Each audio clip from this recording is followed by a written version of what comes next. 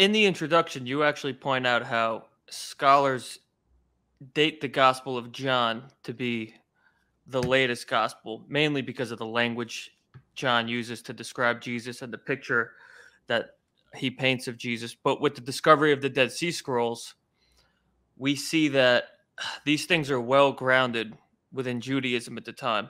What are a Mhm. few strong examples of that? And do you think that John actually may be one of the earlier gospels, considering he knows things about the geography of Jerusalem, for example, that the other writers don't know, or maybe they just don't mention, and he knows certain things about just certain. He makes certain nuanced points about Judaic practices at the time that seems to indicate he had good sources and maybe was writing pretty early on. Right. So, yeah, I do think that there's reason to believe that John assumes that you know one or more of the other Gospels. So I do see him.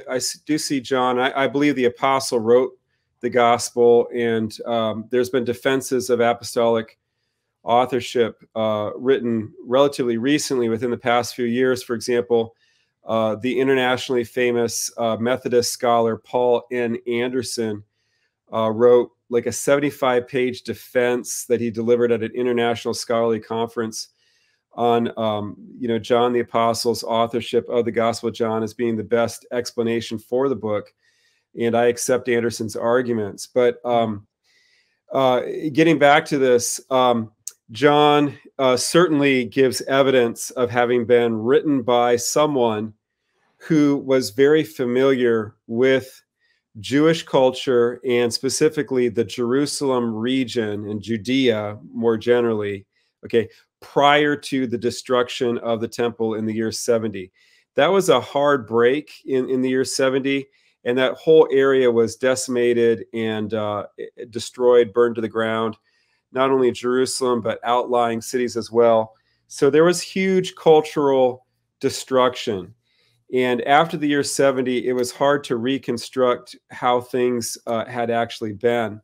But the Gospel of John is clearly written by somebody who knew what life was like and what the culture was like, and throws in little details that would not have been known.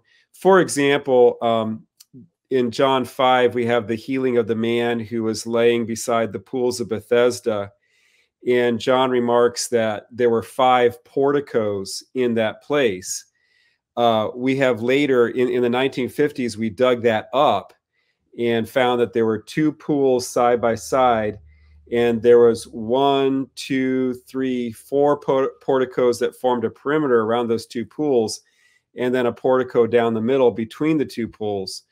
So that was an unexpected confirmation of this little remark that, the 5 porticos of the pools of Bethesda. And again, that was destroyed in the year 70, so nobody would have known that. Now, when it comes to the language, this is one of the things that was noticed very early on in the study of the scrolls. And some of the first scholars to get access to the scrolls remarked on this, that in the Gospel of John, certain terminology, like things like sons of light and spirit of truth, and this characteristic in the Gospel of John that's often referred to as dualism, where John will express a sharp contrast between, say, sons of light and sons of darkness, or spirit of truth and spirit of falsehood.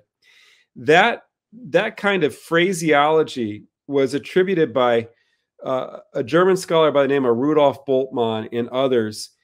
He attributed that to late developments of Platonic philosophy that only arose in the 2nd and 3rd generation of the Christian era, and that were really too late to be reflected in the 1st century already. And so Bultmann concluded that the Gospel of John was written, in the 100s or even as late as the 200s AD, too late to really reflect a living memory of Jesus.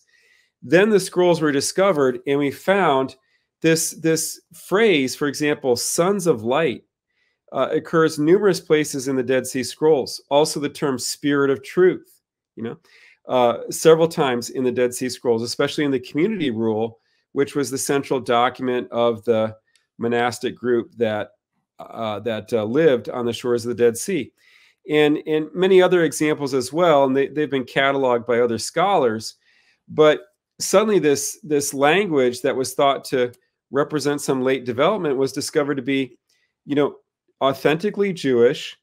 And some of the documents in which this language is found were up to 100 years before the birth of our Lord. So we're talking 100 BC, for example. The community rule was written then. It has a lot of these phrases that are are otherwise found only in John's writings, and that was unique. Ryan, was the number of phrases that were discovered that only occur in John's writings, like the Gospel and especially his first epistle and the Dead Sea Scrolls, and nowhere else in ancient literature.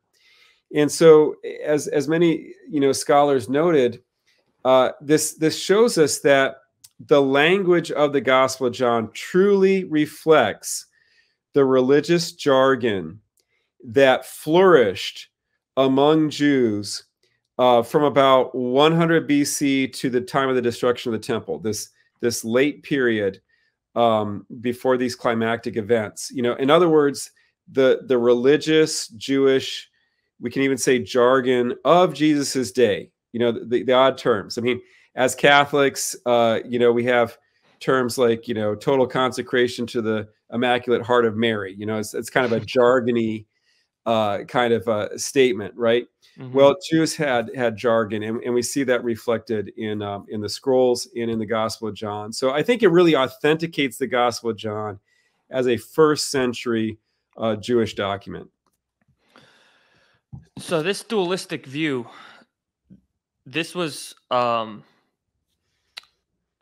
associated with Jewish apocalypticism, right, before Jesus' day, though, right? Right. Yeah, absolutely. You find it in Second Temple literature as well, and really, it has roots in canonical literature. The roots of dualism, some argue, are in the wisdom literature, for example, which contrasts, the way of wisdom versus the way of folly. That there's basically just two ways to life. So yeah. So why did so I guess Boltman just attributed to Hellenism and thought maybe John was written later outside of Palestine somewhere. Right. Yeah, he attributed it to Greek thought, specifically to a movement called Neoplatonism, kind of a revival of Plato's teaching in the 2nd and 3rd centuries AD. Where Plato's thought was combined with also mystical streams of Greek thought as well. So, that's how Boltman viewed it. But in hindsight, he didn't have any data, to make that argument. But he had a lot of self-confidence. And when you look in the history of biblical scholarship, many of these German scholars, just once they got into a position socially in Germany, you just don't challenge an endowed chair professor. You don't question him. That's considered very rude. I saw that firsthand at conferences that were held in German-speaking Switzerland, for example. I would object to something, and boy, people booed and hissed. It was like, wow. you just don't do that. Mm-hmm. The problem with that, though, Ryan, is that if you are such a scholar, you begin to feel that you're just, invincible and beyond being questioned, and you start just asserting things, and you start believing your own assertions without really questioning whether you have enough data to support what you're suggesting. So that was what the Gospel of John was a casualty of that kind of thought for about a quarter of a century.